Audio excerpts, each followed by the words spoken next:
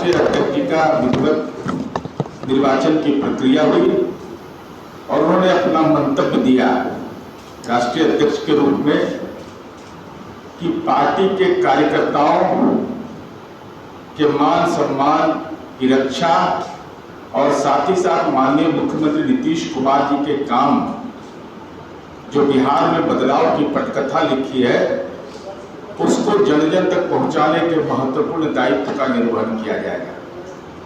तो स्वाभाविक रूप से हमारी पूंजी समाज के सारे तबकों में बगैर तनाव पैदा किए विकास का मॉडल है। तो ये विकास हर कोई व्यक्ति देखता है, सुनता है, एहसास भी करता है। तो निश्चित रूप से पार्टी के इस राष्ट्रीय अध्यक्ष जी के इस फैसले से पार्टी के कार्यकर्ता इस रूप से भी ऊर्जान्वित हुए कि हमारे समता पार्टी के कार्यकाल के साथी जो पार्टी में है उनको और नई पीढ़ी को जोड़ने की कार्य योजना उन्होंने बताई है। तो स्वाभाविक रूप से पार्टी के साथियों में उत्साह का संचार है और ऐसे दौर में जब बिहार में विकास महत्वपूर्ण एजेंडा हो तो पॉलिटिकल कोविड के भी शिकार लोग हैं। राजनीति का कोरोना जिसको कहते हैं उसके भी लोग शिकार हैं। एक तरफ हम जो काम किए हैं हम उसका लेखा जोखा देते हैं, हम उनके कार्यों का एहसास कराते हैं कि आपको भी मौका मिला तो आपने क्या काम किया, और हमारा काम गांव-गांव में दिखाई पड़ता है, लोगों को मन से एहसास होता है। तो निश्चित रूप से पार्टी के इस महत्वपूर्ण दायित्व से और पार्टी के साथियों में जो उत्साह का संचार हुआ है और ऐसे पॉलिटिकल कोविड के लोग हैं जिनको न्यायपालिका ने सजा दे दिया। यही पुरस्कार है, पूरे शासनकाल का पुरस्कार अगर देखिएगा तो न्यायपालिका सजा मुकर्रर हुआ।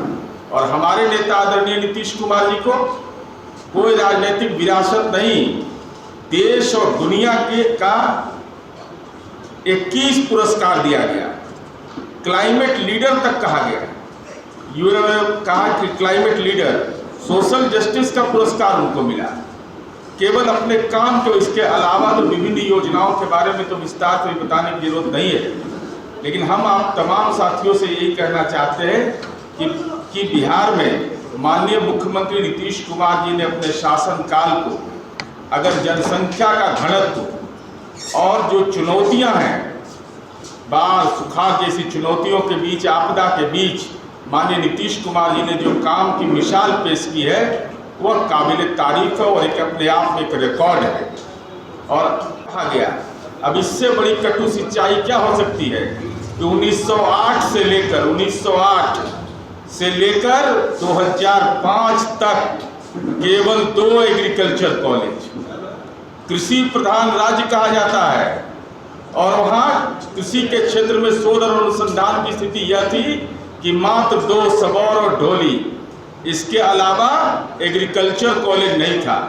और माननीय नीतीश कुमार जी ने देश के पुरखों के नाम पर, भोला पासवान शास्त्री हो, मंडन मिश्र हो, डॉक्टर APJ अब्दुल कलाम हो, वीर कुंवर सिंह हो, ऐसे लोगों के नाम पर 12 कृषि महाविद्यालय और विश्वविद्यालय का निर्माण किया। महाविद्यालय और विश्वविद्यालय दोनों मिलाकर 12 बिहार में बने मात्र 16 वर्ष के शासनकाल में। तो इसके पहले जिन लोगों ने शासन किया वो कृषि प्रधान राज्य बिहार को बताते थे, लेकिन एग्रीकल्चर कॉलेज 2। इसके अलावा देश का एकमात्र राज्य बिहार है जहां एग्रीकल्चर पढ़ने वाले छात्र छात्राओं को, समाज के तमाम तबके को जो स्कॉलरशिप मिलता है, उसके अलावा प्रति माह हम 2000 रुपया स्टाइपेंड देती है सरकार।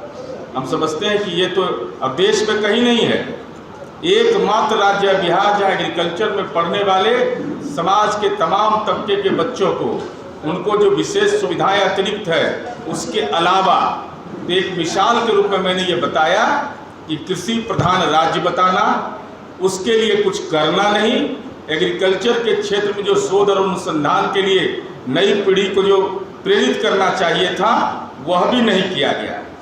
तो भाई आप इसको तो क्या कहेंगे? जिन लोगों को काम करने का मौका मिला उन्होंने बिहार के साथ कैसा नाइंसाफी किया, इससे बड़ा कोई प्रमाण नहीं हो सकता है। कृषि प्रधान राज्य हो और उस राज्य में 1908 से 2005 तक 1908 से 2005 तक मात्र 2 एग्रीकल्चर कॉलेज। हमको मौका मिला तो हमने 12 एग्रीकल्चर कॉलेज विश्वविद्यालय दोनों मिलाकर हमने 12 बनाया। एक ही नज़ीर हम समझते हैं। और एग्रीकल्चर पढ़ने के लिए बच्चों को छात्रवृत्ति स्टाइपेंड देना, इसके अलावा उनको पुस्तक स्टेशनरी के लिए भी सरकार पैसा देती है। तो हम तो समझते हैं यही पैमाना बड़ा है। बिहार में एक भी इंजीनियरिंग कॉलेज नहीं। मैं चुनौती देता हूं जो लोग आलोचना करते हैं कि 10 रुपया महीना पर कौन है देश का राज्य जहाँ 10 रुपया में इंजीनियरिंग पढ़ाया जाता हो पर मंथ में? एकमात्र राज्य इस देश के अंदर है जहाँ 10 रुपया महीना पर 10 रुपया महीना पर इंजीनियरिंग की पढ़ाई 38 जिले में बिहार के छात्र छात्राएं कर रहे हैं। अब समझिए, जोड़ हिसाब किताब जोड़ लीजिए। जो लोग बाहर जाते थे क्या क्या नहीं बोले थे, पलायन रुक जाएगा, पलायन नहीं होगा।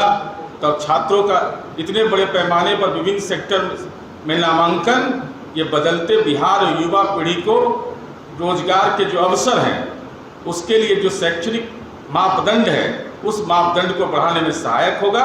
बाकी माननीय अजय।